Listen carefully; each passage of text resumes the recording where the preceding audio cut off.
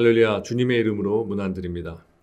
다 같이 사도신경으로 신앙 고백하심으로써 수요일 새벽 예배를 시작하겠습니다. 나는 전능하신 아버지 하나님, 천지의 창조주를 믿습니다. 나는 그의 유일하신 아들, 우리 주 예수 그리스도를 믿습니다. 그는 성령으로 잉태되어 동정녀 마리아에게서 나시고 본디오 빌라도에게 고난을 받아 십자가에 못 박혀 죽으시고 장사된 지 사흘 만에 죽은 자 가운데서 다시 살아나셨으며 하늘에 오르시어 전능하신 아버지 하나님 우편에 앉아 계시다가 거기로부터 살아있는 자와 죽은 자를 심판하러 오십니다. 나는 성령을 믿으며 거룩한 공교회와 성도의 교제와 죄를 용서받는 것과 몸의 부활과 영생을 믿습니다. 아멘. 하나님 감사합니다. 지난밤 편안하게 우리의 잠자리에 인도해 주시고 오늘 새 하루를 열어주셔서 첫 시간 이렇게 하나님과 교제하며 주님께 예배드리는 거룩한 시간 갖게 해주심을 감사드립니다. 하루하루 살면서 부족한 부분들이 많이 보이지만 그럼에도 불구하고 우리들을 하나님의 사람들로 세워주시고 하나님의 도구로 인도하시니 쓰임 받게 하시니 감사를 드립니다. 오늘도 이 시간을 통하여서 오직 하나님만이 우리들을 움직이시며 다스리시며 통치하실 수 있으신 분임을 기억하면서 우리의 모든 것들을 내려놓고 오직 하나님의 말씀하심만 듣기를 원합니다. 주님의 음성에 귀 기울이는 우리들 되게 하시고 주의 말씀을 대하며 하나님의 뜻하신 바가 이 세상 그 어떤 것보다도 우리들에게 진리가 되며 빛이 되며 소망이 됨을 기억하며 나아가는 우리 모두 되도록 인도하여 주옵소서. 이 자리 가운데 우리들과 함께하고 계신 하나님을 찬양하오며 감사드리며 예수님의 이름으로 기도합니다. 아멘. 하나님께서 오늘 우리들에게 주시는 말씀은 사무엘상 29장 1절부터 11절까지의 말씀입니다. 제가 봉독해 드리겠습니다. 블레셋 사람들은 그들의 모든 군대를 아벡에 모았고 이스라엘 사람들은 이스라엘에 있는 셈 곁에 진쳤더라. 블레셋 사람들의 수령들은 수백 명씩 수천 명씩 인솔하여 나아가고 다윗과 그의 사람들은 아기스와 함께 그 뒤에서 나아가더니 블레셋 사람들의 방백들이 이르되 이 히브리 사람들이 무엇을 하려느냐 하니 아기스가 블레셋 사람들의 방백들에게 이르되 이는 이스라엘 왕 사울의 신하 다윗이 아니냐. 그가 나와 함께 있은지 여러 날 여러 해로되 그가 망명하여 온 날부터 오늘까지 내가 그의 허물을 보지 못하였노라. 블레셋 사람의 방백들이 그에게 노한지라. 블레셋 방백들이 그에게 이르되 이 사람을 돌려보내어 왕이 그에게 정하신 그 처소로 가게 하소서. 그는 우리와 함께 싸움에 내려가지 못하리니 그가 전장에서 우리의 대적이 될까 하나이다. 그가 무엇으로 그 주와 다시 화합하리이까? 이 사람들의 머리로 하지 아니하겠나이까? 그들이 춤추며 노래하여 이르되 사울이 죽인 자는 천천히요 다윗은 만만이로다 하던 그 다윗이 아니니까 하니 아기스가 다윗을 불러 그에게 이르되 여호와께서 살아계심을 두고 맹세하노니 네가 정직하여 내게 온 날부터 오늘까지 내게 악이 있음을 보지 못하였으니 나와 함께 진중에 출입하는 것이 내 생각에는 좋으나 수령들이 너를 좋아하지 아니하니 그러므로 이제 너는 평안히 돌아가서 블레셋 사람들의 수령들에게 거슬러 보이게 하지 말라 하니라. 다윗이 아기스에게 이르되 내가 무엇을 하였나이까? 내가 당신 앞에 오늘까지 있는 동안에 당신이 종에게서 무엇을 보셨기에 내가 가서 내 주 왕의 원수와 싸우지 못하게 하시나이까 하니 아기스가 다윗에게 대답하여 이르되 내가 내 목전에 하나님의 전령같이 선한 것을 내가 아나 블레셋 사람들의 방백들은 말하기를 그가 우리와 함께 전장에 올라가지 못하리라 하니 그런즉 너는 너와 함께 온 네 주의 신하들과 더불어 새벽에 일어나라. 너희는 새벽에 일어나서 발거든 곧 떠나라 하니라. 이에 다윗이 자기 사람들과 더불어 아침에 일찍이 일어나서 떠나 블레셋 사람들의 땅으로 돌아가고 블레셋 사람들은 이스라엘로 올라가니라. 아멘. 다시 말씀 읽으시면서 개인적으로 묵상하고 기도하는 시간을 가지시기 바랍니다.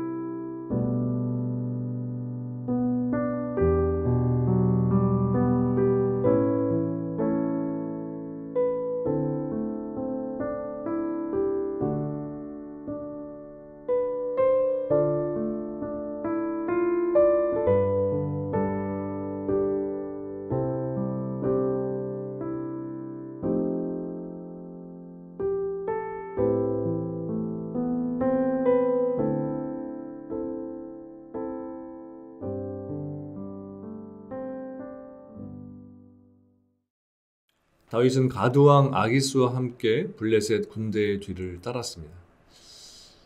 이것은 아기스가 망명원 다윗에게 이스라엘전에 참전하도록 명령했기 때문이었습니다. 아마도 아기스는 다윗을 이번 전쟁에 참전시킴으로써 블레셋의 군사력을 보강하고 다윗을 이스라엘과 완전히 원수가 되게 함으로써 자신의 사람으로 만들려고 하는 목적을 가지고 있었을 겁니다. 그렇다면 이러한 상황이 전개된 이유가 무엇이었을까요? 그것은 다윗이 한번 그릇된 길로 들어섰기 때문입니다. 즉 다윗이 사울의 추적과 그로 인한 고통을 피하기 위해서 이스라엘의 오랜 원수인 블레셋으로 망명했기 때문이라는 것입니다. 말하자면 다윗은 가서는 안 되는 길로 갔다가 이스라엘의 왕이 되지 못하는 것은 물론이고 그로 인해서 하나님의 계획마저도 망칠 수 있는 상황에 놓이게 된 것입니다. 이처럼 성도가 한번 그릇된 길로 가게 되면 점점 더 악한 길에 빠지게 되는 것입니다. 사단이 그렇게 우리들을 이끌어갑니다. 성경에서 우는 사자로 비유된 사단은 자기의 사정권에 들어온 먹이를 절대로 가만히 보고만 있지 않는 것입니다. 성도가 한번 그릇된 길로 빠지게 되는 그 틈을 보이게 되면 그것을 빌미로 삼아서 계속해서 더 큰 범죄에 빠지게 만드는 것입니다. 이것은 훗날의 다윗의 행적에서도 확인할 수 있는 것입니다. 그럼 우리 성도들은 그런 그릇된 길에 들어서지 않기 위해서 날마다 기도하면서 경건에 이르는 연습을 부지런히 해야 하는 것입니다. 데살로니가전서 5장 22절 말씀과 같이 악한 것처럼 보이는 것은 그 모양도 취하지 말고 버려야 합니다. 본문 2절을 보면 다윗은 아기스와 함께 블레셋 군의 뒤를 따랐다고 했습니다. 여러분 지금 블레셋 군대가 무엇을 하기 위해 나아가고 있습니까? 바로 이스라엘과 싸우기 위해 나아가고 있는 것입니다. 그런데 다윗이 그러한 블레셋 군대를 따르고 있는 것입니다. 블레셋과 싸우기 위해서가 아니라 이스라엘과 싸우기 위해서입니다. 여러분 이것이 말이 되는 일일까요? 다윗이 누구입니까? 하나님께서 차기에 이스라엘의 왕으로 택하셔서 기름을 부으신 자가 바로 다윗입니다. 그런데 그러한 그가 이스라엘을 상대로 싸우기 위해서 나아가고 있다는 것입니다. 다윗이 어쩌다 이 지경에 이르게 된 것일까요? 그 이유는 다윗이 사울의 추적을 피한다는 명목으로 블레셋 왕 아기스를 의지했기 때문입니다. 즉 다윗은 일시적인 유익을 위해서 불의한 자와 멍에를 함께 했다는 것입니다. 여러분, 우리는 이 말씀에서 교훈을 얻을 수 있게 됩니다. 즉 성도는 자기 눈앞의 유익을 위해서 악인들과 함께 일을 도모해서는 안 된다는 것입니다. 하나님의 사람이 악인과 함께 어떤 일을 도모할 때 그것은 하나님의 사람에게 결코 유익이 될 수 없다는 것입니다. 그 이유는 너무나도 명백합니다. 하나님을 섬기지 않는 악인과 하나님을 섬기는 하나님의 사람과는 그 가치관과 목적하는 바에서부터 너무나도 큰 차이가 있기 때문입니다. 성경에서 기록하고 있는 대로 악인은 그 마음에 이르기를 하나님이 없다고 했습니다. 또 시편 14편 1절에 보면 그들은 부패하고 소행이 가증하여 선을 행하지 않는다고 했습니다. 반면에 의인은 어떻습니까? 시편 말씀에 보면 의인은 하나님을 두려워한다고 했습니다. 또 하나님으로 인해 즐거워한다라고 했습니다. 그러므로 성도가 악인과 함께 어떠한 일을 같이 하려고 할 때에는 잦은 충돌과 다툼이 생길 수밖에 없는 것입니다. 하나님의 말씀이야 어떻든지 간에 오직 자신의 이익만 충족이 된다면 수단과 방법을 가리지 않는 것이 악인의 모습입니다. 그러나 성도는 내가 손해를 받는다고 할지라도 하나님의 영광을 더럽히는 일은 절대 할 수가 없는 것입니다. 그러므로 성도와 악인 사이에 다툼과 충돌이 일어날 때 손해를 보는 쪽은 당연히 성도입니다. 악인들에게는 그러한 다툼이 별 영향을 주지 않습니다. 타협이 되지 않더라도 그저 자기가 하고 싶은 대로 하면 그만입니다. 그러나 성도는 악인과의 동업을 끊지 않는 한 언제까지나 이 위험에서 벗어날 수가 없는 것입니다. 본문에서 다윗이 지금 어떤 처지에 있습니까? 대적으로 삼아야 할 블레셋과 동업한 결과 자신이 보호해야 할 이스라엘 백성을 치는 죄를 범할 위기에 처하게 된 것입니다. 다윗이 블레셋 사람들과 행동을 같이 하는 한 언제까지나 이 위험에서 벗어날 수가 없습니다. 한두 번은 범죄의 위기를 넘긴다고 해도 언젠가는 그들과 함께 죄를 범할 수밖에 없는 것입니다. 고린도후서 6장 14절에서 18절에 보면 다윗은 강력하게 이렇게 경고를 하고 있습니다. 제가 이 말씀을 읽어드리겠습니다. 너희는 믿지 않는 자와 명예를 함께 매지 말라.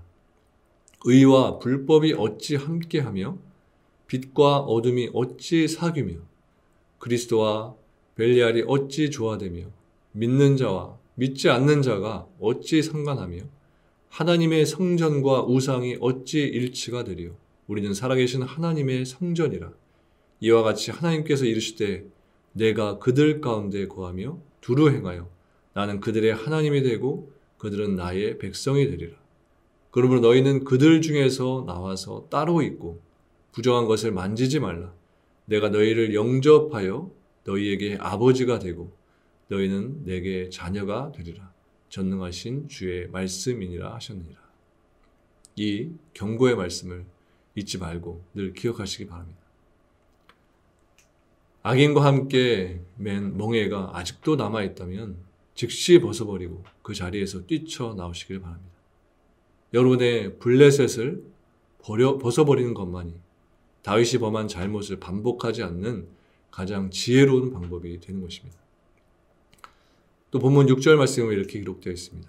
아기스가 다윗을 불러 그에게 이르되 여호와께서 살아계심을 두고 맹세하노니 내가 정직하여 내게 온 날부터 오늘까지 내게 악이 있음을 보지 못하였으니 나와 함께 진중에 출입하는 것이 내 생각에는 좋으나 수령들이 너를 좋아하지 아니하니. 아기스는 다윗을 정직하고 악을 행하지 않는 자로서 인정을 했습니다. 즉 다윗은 이방 왕에게조차 인정받을 만큼 정직하고 또 진실된 사람이었다는 것입니다.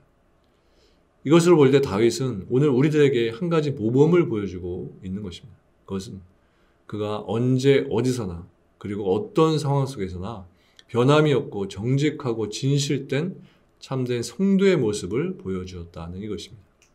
항상 변함이 없이 진실됨을 유지하는 것은 결코 쉽지 않은 일입니다. 더욱이 악한 자들과 함께 있으면서 진실된 모습을 잃지 않고 악인들로부터 칭찬을 받는다는 것은 보통의 노력으로 가능한 일이 아닙니다. 다윗이 그렇게까지 진실되게 행동하지 않았더라도 블레셋 사람들에게 그것이 큰 허물이 되지는 않았을 겁니다. 왜냐하면 블레셋 사람들 자신들이 그렇게 신실하게 진실되게 행동하는 사람들이 아니었기 때문입니다. 그러나 바로 여기에 성도들이 빠질 수 있는 함정이 있습니다. 그것은 바로 세상 사람들이 악하다는 사실을 자기 자신의 불의함을 정당화시키는 도구로 삼는다는 것입니다. 다시 말해서 성도들끼리 모여 있을 때에는 선하고 신실하게 행동하는 성도들이 세상 사람들 앞에서는 그 신실함을 잃어버리고 그들과 함께 악한 자로서 전락한다는 것입니다. 하지만 다윗은 하나님을 모르는 불의한 자들인 블레셋 사람들 속에서도 신실함을 유지했습니다. 그렇다면 다윗은 어떻게 해서 악한 자들 앞에서도 변함없이 신실함을 유지할 수 있었던 것일까요? 그것은 다윗이 블레셋 사람들보다 하나님을 더 의식했기 때문입니다. 즉 다윗은 이스라엘 가운데 있을 때나 블레셋 가운데 있을 때나 그는 자신이 항상 하나님 앞에 있다라는 이것을 인식하면서 하나님을 경외하는 일에 결코 그가 게을리하지 않았다는 것입니다. 여러분, 여러분의 삶의 현장에서 여러분은 누구와 함께 있으십니까? 오직 자신만의 이익을 위해서 사는 악인들만이 여러분 앞에 있다라고 생각되시나요? 만약 우리가 그런 가운데 있을지라도 우리가 결코 놓치지 말아야 하는 것은 악인들보다 하나님께서 우리와 더 가까이 계신다는 이 사실입니다. 그럼 우리가 어떠한 처지에 있든지 설령 내가 악인들에게 둘러싸여 있을 때라도 그 가운데 하나님께서 나와 함께 해주시고 나를 지켜주신다는 사실을 기억해야 하는 것입니다. 그러므로 세상 가운데 살면서 악인들 가운데 있을지라도 성도로서의 진실됨을 잃지 않고 늘 우리는 하나님의 백성으로서 살아가야 하는 것입니다. 그럴 때 악인들도 우리의 옳은 행실로 인해서 하나님 앞에 무릎을 꿇게 될 것이고 또 가드왕 아기스가 말했던 것처럼 여호와께서 살아계시니 라는 이러한 고백이 우리와 함께 있는 세상의 사람들의 입에서 고백이 될 수 있는 것입니다. 오늘도 세상 속에서 정직하고 진실된 모습으로 사시기를 바랍니다. 단지 복음을 증거하고 하나님을 소개해야만 그것이 전도가 아니라 내 삶 속에서 나의 정직함과 진실됨을 신앙의 모습으로 보이게 될 때 세상 사람들은 그런 나의 모습을 보고 하나님을 보게 될 것이고 더 나아가서 그들의 입술로 하나님은 살아계십니다 라고 그들이 고백하게 될 수 있는 것입니다. 그러한 삶으로 오늘도 하나님을 기쁘시게 하는 여러분 모두의 삶 되시기를 주님의 이름으로 간절히 축원합니다. 기도하시겠습니다. 하나님, 연약한 우리들을 사용하셔서 악인들 가운데서도 의인으로서 살게 하시고 거룩한 성도로서의 삶을 살 수 있도록 늘 우리를 붙들어 주셔서 감사합니다. 불평과 불만이 끊이지 않는 우리들의 입술과 우리들의 마음이지만 하나님의 말씀으로 우리들의 마음을 녹여주시고 의인이 걸어가야 할 길이 어떠한 길인가를 늘 깨우쳐 주셔서 그 길로 향하여 조금씩 나아갈 수 있도록 인도하시는 하나님 감사합니다. 오늘도 이 하루를 살아갈 때에 의인으로서 살기를 소망합니다. 그 길을 먼저 걸어가신 예수님을 뒤쫓아 우리들 또한 그 길로 나아가길 원합니다. 하나님, 그 길을 우리들에게 보여주시고 그 길로 나아갈 때 어떠한 환난과 핍박과 유혹이 있을지라도 그 길에서 벗어나지 않도록 하시고 오직 진리 되신 하나님만을 바라보며 나아가는 우리 모든 성도들 될 수 있도록 인도하여 주시옵소서. 오늘 하루의 모든 삶을 하나님께 맡겨드립니다. 감사드리며 예수님의 이름으로 기도합니다. 아멘. 하늘에 계신 우리 아버지, 아버지의 이름을 거룩하게 하시며 아버지의 나라가 오게 하시며 아버지의 뜻이 하늘에서와 같이 땅에서도 이루어지게 하소서. 오늘 우리에게 일용할 양식을 주시고 우리가 우리에게 잘못한 사람을 용서하여 준 것 같이 우리 죄를 용서하여 주시고 우리를 시험에 빠지지 않게 하시고 악에서 구하소서. 나라와 권능과 영광이 영원히 아버지의 것입니다. 아멘.